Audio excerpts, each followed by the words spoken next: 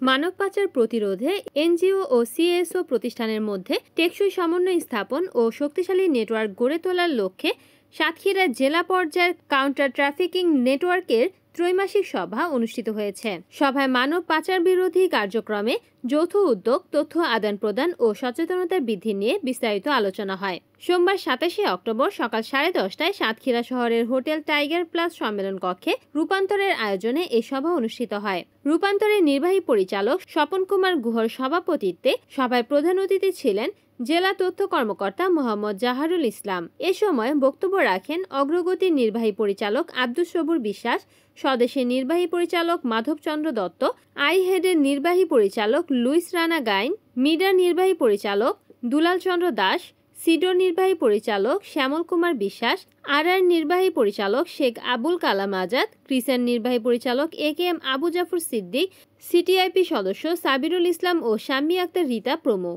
Switzerland অ্যাম্বাসেডরের সহযোগিতায় এবং উইন্ডরক ইন্টারন্যাশনালের বাস্তবায়নে আশ্বাস প্রকল্প এর রূপান্তরের প্রজেক্ট কোঅর্ডিনেটর সুবল কুমার ঘোষের সঞ্চালনায় সভায় বিষয়ভিত্তিক মাল্টিমিডিয়া উপস্থাপন করেন সিটিআইপি সদস্য কর্ণ বিশ্বাস।